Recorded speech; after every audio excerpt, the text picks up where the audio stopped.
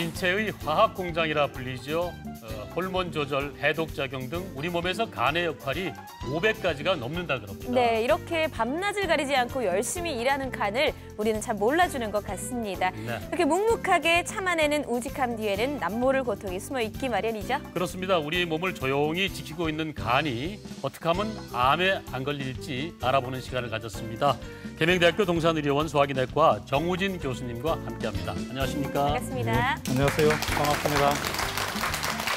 네, 앞서 말씀드렸다시피요. 우리의 간은 500가지가 넘는 일들을 하고 있는데요. 교수님, 네. 대표적으로 우리의 간은 어떤 일을 하고 있는지요?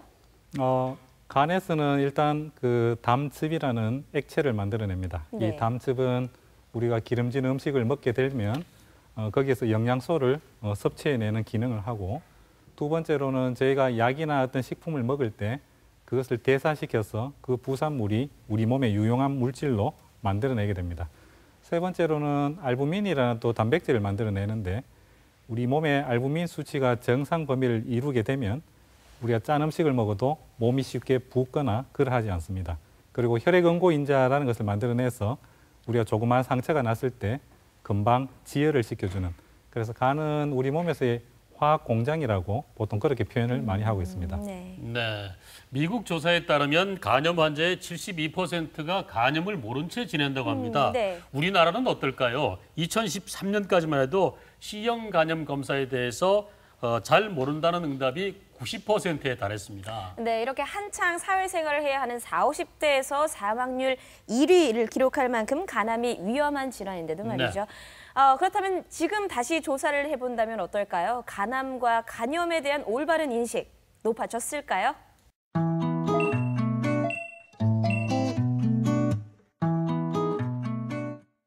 전문가의 선택, 간암의 오해와 진실, 함께 OX로 알아보겠습니다. 첫 번째 질문입니다. 간암의 가장 흔한 원인, 주 원인은 음주다. 맞을 것 같은데요, 교수님? 예, 맞을 것처럼 들려지지만 네. 일단은 X라고 답을 하겠습니다. 제가 틀렸군요. 네. 예, 우리 국내에서 간암의 가장 흔한 원인은 B형 간염, C형 간염 등을 포함한 이 바이러스 간염이 가장 흔한 원인이 되고, 그 다음으로 알코올에 의한 간 손상이 간암의 원인이 됩니다. 그리고 최근 들어서 예전에는 인지를 못했지만 과도하게 이 비만한 이 지방간도 간암을 만들어낼 수 있는 것으로 최근에 보고되고 있어서 네. 예, 과체중 또한 간암이 원인이 될 수 있는 상황에 와 있는 것 같습니다. 네, 그렇군요. 네, 그럼 두 번째 질문입니다. 모든 간염이 간암으로 다 진행되는 것은 아니다. OX 어떻습니까? 예, 이 말은 맞다고 표현할 수 있겠습니다. 네. 간염은 원인에 따라 여러 가지 분류로 나눌 수 있겠지만, 바이러스 간염 중에 A형 간염이라고 표현하는 이 암은 만성 간염으로 진행하지 않고 급성 간염에서 종료되기 때문에 다음 단계인 간경변증이나 간암 등으로 진행하지 않습니다. 네, 마지막 질문입니다. 간암은 완치되지 않는다. 이건 틀린 것 같은데요? 예. 이론적으로 간암은 완치가 가능합니다. 네. 완치가 가능한데 그 확률이 우리가 기대하는 것만큼 높지 않기 때문에 간암이 완치가 잘 되지 않는다고 일반적으로 이해를 하고 계시는 상황입니다. 네, 네. 그렇군요. 저희가요 이제 건강 검진을 받으면요 간 수치라는 것이 나오잖아요. 그렇죠. 건강 검진을 하면서 간 수치가 정상이다라고 하면 내가 건강하구나 이렇게 생각하실 수도 네. 있으실 텐데요. 이 간 수치라는 게 정확히 어떤 건지, 그리고 이게 정상치로 나오면 간암을 걱정하지 않아도 되는 걸까요? 예, 그 부분은 조금 오해가 있을 수 있습니다. 정상 간을 가지고 있을 때 간 기능 수치는 정상으로 나올 수 있습니다. 네. 그렇지만 정상 간 기능이라고 해서 간 질환이 없다고 얘기하기는 어려운데, 예를 들어 진행된 간 경변증을 가지고 있는 경우 간세포가 이미 많이 부서져 있기 때문에 간 기능 수치가 정상으로 보여지지만 간 경변증은 많이 진행되어 있는 경우도 있을 수 있습니다. 그래서 혈액검사만으로 간 기능을 평가하기는 어렵고, 혈액검사와 초음파 검사 등의 영상검사를 동반해서 간 기능에 대한 평가를 저희가 일반적으로 하고 있습니다. 네. 그렇군요. 우리나라 남성들의 건강을 위협하는 질환으로 간암을 빼놓을 수가 없는데요. 네. 침묵의 암이라고 해서 치료 시기를 놓쳐서 생존율이 낮다고 하는데, 자, 간암이 어느 정도로 우리 생명을 위협하고 있나요? 네. 남자에 있어서 다빈도암을 보면 위, 폐, 대장, 간, 전립선의 순을 이루고 있고, 여성에서는 갑상선, 유방, 대장, 위, 폐, 간의 순서로 다빈도암을 이루고 있습니다. 2000년대 초반과 2030년쯤 됐을 때 오늘 말씀드리게 될 이 간암은 그 사망률이 조금은 감소할 것으로 기대는 합니다. 왜냐하면 간염치료제라는 것이 지금 나와서 많은 분들이 치료를 지금 하고 계시기 때문에 간암의 발생은 조금씩 줄긴 하겠습니다만 평균 수명이 점점 늘어나고 간암 환자의 5년 생존율이 늘어나면서 한 환자에서 암이 반복해서 나타날 수 있기 때문에 아직 간암이 완전히 정리된 상황은 아닙니다. 네. 갑상선암 같은 경우에 상당히 높은 생존율을 보여주지만 폐나 간이나 췌장 같은 경우는 그 생존율이 상당히 낮습니다. 그래서 1900년대에는 간암의 5년 생존율이 10%, 즉 10명 중 1명 정도밖에 5년을 생존하지 못했지만 2016년, 7년에 넘어서면서는 간암 환자의 5년 생존율이 30%를 넘게 되는 그 상황으로 변형되었고 이 간암에서의 생존율을 이웃한 미국, 일본, 캐나다 등의 외국과 자료를 비교해 보면 우리 국내 간암 환자의 5년 생존율은 거의 세계적인 수준에 도달했다고 수치적으로 알 수 있겠습니다. 네. 하지만 이 간암을 치료하는 데 있어서 지금 국가에서 많은 지원을 해주고 있지만 의료 비용 자체가 가장 높은 암종의 대표적인 암이 간암이 되고 있어서 경제적인 부담이 상당히 높은 상황입니다. 네. 그래서 OECD 국가에서 비교해 보면 OECD 국가에서 간암 사망률은 특히 1위, 그리고 40대 남성에서의 간암 사망률이 굉장히 높은 상황이기 때문에 우리가 열심히 일하는 연령층에 해당하는 남자분, 즉 40대 남성에서의 간 건강이 굉장히 중요한 시점이라고 보여집니다. 네. 그런데요, 교수님, 이 간세포는요, 다른 장기와는 달리 스스로 재생되기 때문에 회복이 잘 된다고 생각을 하게 되는데요. 이게 간이 딱딱해지는 간경화가 오게 되면 되돌릴 수 없다고 하죠. 그 간경화와 간암, 어떤 이유 때문에 발병이 되는 걸까요? 간 질환의 자연 경과는 다음과 같습니다. 예를 들어 급성 간염을 앓게 되면 그중에 상당 부분은 회복이 되고 일부에서 만성 간염으로 진행을 합니다. 네. 만성 간염 환자들은 상당 부분은 만성 간염의 경과를 그대로 밟게 되고 그중에 일부에서는 간경변증 또는 간경화라고 표현하는 상황으로 변형되고 만성 간염에서 바로 간암이 갈 수도 있습니다. 이 간경변증을 가지고 있는 분들은 간암의 위험 인자를 갖고 있는 상황이 되기 때문에 다음 단계인 간암이 갈 수 있는데요. 쉽게 얘기하면 간질환은 급성 간염, 만성 간염, 간경변증, 간암 이 순서로 갈 수 있고 그 말은 쉽게 얘기하면 급성 간염 자체가 걸리지 않는다면 급성 간염에서 만성 간염으로 넘어가지 않게 한다면 만성 간염에서 간경변증으로 가지 않게 한다면 간암 발생은 유의하게 줄 수 있는 그 상황에 이르게 됩니다. 네. 그러면 우리 국내에서 우리 시민들 모두가 간암이 다 발생할 수 있는 위험 인자를 갖고 있는 분이냐 하면 그러하지는 않습니다. 간암이 생길 수 있는 위험군은 만성 비형 간염 또는 만성 시형 간염을 가지고 계신 분, 또는 간경변증을 진단받은 분, 그리고 과도한 알코올을 섭취하고 계시는 분, 그리고 굉장히 비만한 지방간을 갖게 되는 경우에 간암을 가지게 될 수 있습니다. 네. 그래서 국가적으로 보면 비형 간염 치료제, 시형 간염 치료제가 개발되어 나오면서 간질환에 의한 사망률은 점점 줄어들고 있지만 간염에서 간경화, 간암으로 가는 데는 15년에서 30년의 시간이 걸리기 때문에 아직까지 간암에 의한 사망률은 완전히 줄어들고 있는 상황은 아닙니다. 아마도 20년, 30년 정도의 시간이 지나면 이 곡선 또한 내려올 것으로 예상합니다. 이 조기 사망에 의한 부담률이 앞서 언급했던 것처럼 간염 치료가 이제 가능해지면서 간경변의 비율은 4번째에서 7번째로 네. 1990년대와 2010년대에 줄어들고 있는데 간암에 의한 질병 부담률은 6번째에서 4번째로 아직도 네. 간암이 우리 시민들에게 미치는 영향은 그렇게 적지만은 않다고 얘기할 수 있겠습니다. 네. 간염 바이러스가 있지만 활동하지 않는다면 이게 크게 걱정을 하지 않아도 되는 겁니까? 예, 비활동성 또는 무증상의 간염 환자가 정상인과 똑같은 경과를 보인다면 굳이 그분들에게 저희가 간염 환자라는 이름을 붙일 이유가 없습니다. 네. 네. 내 몸에서 바이러스가 굉장히 많이 활동하는 경우야 활동을 덜하는 경우에 있어서 질병의 진행의 속도는 분명히 차이가 나지만 내 몸에 바이러스를 갖고 있는 그 자체만으로도 그 다음 단계로 진행할 확률은 정상인에 비해서 유의하게 높습니다. 그래서 정기적으로 보통 이 간 질환에 있어서는 6개월 정도 간격으로 국가에서도 권고를 하고 있으니 6개월 정도 간격을 두고 초음파와 혈액 검사를 해보시는 것이 국가에서 권고하고 있는 현 상황입니다. 네. 네, 그렇군요. 방금 전에 자료에서도 보여주셨는데요. 간암 이제 그 원인 분석하셨을 때 보면은 B형 간염, 뭐 C형 간염도 있었는데요. 알코올도 꽤나 큰 비율을 차지를 하고 있었습니다. 그래서 뭐 지나친 음주도 간의 기능을 떨어뜨리겠지만요. 네. 저희가 보통 술을 마실 때 이런 얘기를 많이 하면서 먹습니다. 좋은 술을 마시면 간이 덜 상한다. 그래서 약주를 따로 이렇게 담궈 드시는 분들도 계시고요. 네네. 혹시 약주 하실 때 얼굴이 좀 빨개지시나요? 예, 좀 많이 붉어지거든요. 아, 그렇습니까? 예. 빨개지면 혈액순환이 잘 되는 거다. 이렇게 네. 말씀하시기도 하거든요. 네. 또 기름기 많은 안주가 알코올로부터 보호해준다라고도 하는데 이게 다 맞는 말일까요? 그렇게 얘기하기는 좀 곤란하겠습니다. 네. 예. 알코올에 의한 간 손상은 제일 중요한 것은 알코올의 총량입니다.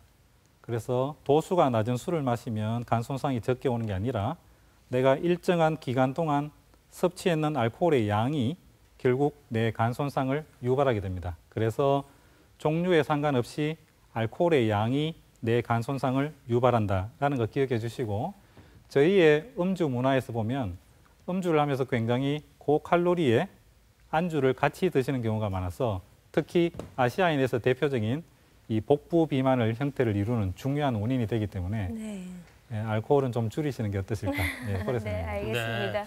아까 말씀하신 것처럼 알코올과 함께 저희가 안주로서 뭐 안주빨 많이 세운다 그러는데 네. 안주 중에 이제 기름기 있는 게 있지 않습니까? 이것도 좀 조심해야 되지 않겠습니까? 예, 그 지방간을 유발할 수 있습니다. 알코올을 섭취할 때 안주 없이 알코올 단독으로만 드시는 것보다는 알코올과 안주를 같이 드시면 안주가 알코올을 흡수하고 있다가 천천히 알코올을 흡수시키기 때문에 간 손상은 좀 덜 할 수 있지만 그렇지만 뭐든지 정도를 넘어서는 경우 그 안주의 양이 굉장히 과다한 경우는 결국 복부 비만, 동맥경화, 심혈관 질환 이렇게 연결될 수 있으니 과체중은 어떻게든지 피해야 되겠습니다. 네, 알겠습니다. 자, 그리고 이제 B형 간염 예방을 위해서 술잔 돌리기를 하지 말자 캠페인을 많이 했었거든요. 네. 근데 최근 술잔 나누는 정도는 전염이 되지 않는다 이런 얘기도 나왔습니다. B형 간염 정확히 어떤 질병인지 치료 방법은 뭔지 얘기를 좀 해주시죠. B형 간염은 B형 간염 바이러스가 우리 몸에 들어와서 간에서 증식을 하고 그 결과로 우리 두부처럼 말랑말랑한 간이 단단하게 되는 한자로 표현하면 경화, 즉 간경화가 되는 그러한 질환이 됩니다. 네. 우리 국내에서는 B형 간염을 가지고 계신 어머니들이 자녀들을 출산하는 시기에 자녀에게 감염이 되면서 수직 감염이라는 형태로 많은 시민들이 B형 간염을 갖게 된 상황이었습니다. 네. 1980년대만 해도 우리 시민들 중에 B형 간염 항원 양성률이 10%, 즉 길 가는 10명 중에 1명은 B형 간염이던 시절이 있었는데 94년경부터 우리가 필수 예방 접종을 신생아에게 시행하면서 2000년대 넘어서서는 이제 전 시민 대상으로 3% 수준으로 보고 있습니다. 네. 특히 지금 초등학교 학생들에 있어서는 0.6% 이런 식으로 거의 선진국 수준에 이른 저희 국가에서는 예방접종 사업이 굉장히 성공적으로 이루어졌던 나라에 해당이 되겠습니다. 네. 특히 산모에서 B형 간염에 대해서 한번 더 말씀드리고 싶은데요. 어머니가 간염을 갖고 있는 상황에 자녀들에게 전파되는 좀 전 말씀드린 수직 감염이 우리 사회에서 굉장한 문제가 되었었습니다. 임신 후반기, 즉 임신 10개월을 3등분해서 후반기, 즉 7개월, 8개월 되는 그 시점에 산모에서의 바이러스 활동력의 정도가 태아에게, 신생아에게 B형 간염을 전파시키는 그 영향을 결정짓게 됩니다. 그래서 임신 후반기에 우리가 어떠한 약제 치료를 고려함으로써 다음 세대의 간염을 가는 것을 막자, 이것이 중요한 우리 의사들의 고민거리입니다. 그래서 혹시나 내가 임신 가능 연령대에 도달했거나 현재 임신을 하고 있는데 B형 간염을 갖고 있다는 것을 알게 된다면 7개월에서 8개월쯤 병원을 한번 방문하시는 게 좋겠습니다.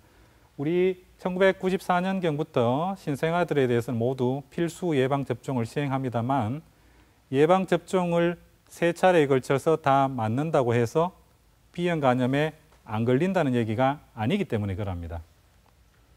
그래서 지금 현재 B형 간염 치료제는 여러 가지 약품이 있어서 저희가 상황에 맞게 그 환자에게 맞는 약을 선택할 수 있는 수준에 이르렀습니다. 그렇지만 1997년 이전에만 해도 간염 치료제, B형 간염 치료제라는 게 없었기 때문에 아직도 많은 시민분들은 B형 간염 치료제가 없는 상황으로 오해하고 계신 분이 있겠습니다만은 지금 현재 B형 간염 치료제가 있어서 이러한 치료제를 사용하게 되면 만성 B형 간염에서 간경화로 가는 것을 유의하게 줄여주고 만성 B형 간염에서 간경화, 그 다음 단계인 간암으로 가는 확률도 유의하게 줄여준다. 이것을 오늘 꼭 기억해 주셨으면 합니다. 네. 그럼 치료의 효과는 좀 어떻을까요? 예, 앞서 언급드린 것처럼 만성 간염에서 간경변, 간경변에서 간암으로 가는 확률을 유의하게 줄여줍니다. 그래서 우리 시민들에 있어서 B형 간염을 가진 분을 조기에 발굴하고 치료해내게 되면 우리 다음 세대가 굉장히 건강한 시대가 되는 것으로 예상하고 있습니다. 네. 아까 말씀하신 것 중에 예방 치료제가 많다고 말씀하셨는데 이게 일회성으로 끝나나요? 아니면 몇 번 더 접종을 해야 되는 건지요? 예방 접종은 3회에 걸쳐서 이루어집니다. 3회에 걸쳐서 근육 주사를 맞게 되면 항체가 상당 부분이 생성이 되는데 예방 접종을 했는데 항체가 없다고 나오는 경우에 대해서 오늘 말씀드려 보겠습니다. 네. 이것을 분석할 때 저희는 정양으로도 분석할 수 있고 정성으로도 분석할 수 있습니다. 예를 들어 우리가 보통 10단위를 기준으로 10단위를 넘으면 있다, 10단위 이하면 없다라고 표현하는데 이거를 정양으로 분석해 보면 11, 12, 100, 200 단위만큼 있을 수가 있고 10 이하에서도 9, 8, 7 단위만큼 있을 수 있습니다. 그래서 예방접종을 3차례에 걸쳐서 했는데 항체가 없다라고 표현이 되신다면 정양 검사를 해보시고 그게 10단위 밑이었지만 9, 8 이런 식으로 항체가 10보다 낮았기 때문에 없다라고 했다면 추가 접종을 하게 되면 역가가 다시 500, 600 이렇게 올라갈 수 있습니다. 네. 예. 자, 가족 중에 환자가 있을 수도 있지 않습니까? 이럴 경우는 어떻게 되는지. 가족 중에 B형 간염을 갖고 계시는 분들이 있으시다면 가족 간에서 혹시나 혈액을 통해서 전파될 수 있는 경로가 있는지를 확인해 주시면 좋겠습니다. 예를 들어 이제 연세가 좀 높으신 어르신들이 보통 이래 발톱을 깎거나 할 때 자세를 구부리기가 굉장히 힘들어서 또 눈도 이제 근시가 있고 해서 잘못하다 보면 살에 상처가 자꾸 나는 경우들이 있습니다. 그리고 칫솔질을 하다 보면 잇몸에서 출혈이 자꾸 나는 경우가 있습니다. 남자분들 면도를 칼면도기를 쓰다 보면 피부에 상처가 자꾸 나는 경우가 있습니다. 이것을 가족 안에서 공유하게 된다면 혈액을 통해서 B형 간염은 전파되기 때문에 혈액에 대한 노출은 어떻게든지 피하시는 게 낫겠습니다. 좀 전에 언급됐던 알코올 섭취를 할 때 술잔을 돌리면 B형 간염이 갈 수 있느냐라는 문제에 대해서 타액을 통해서 B형 간염이 전파되려면 침팬지 연구에 있어서는 타액이 1리터가 필요하다라고 표현을 합니다.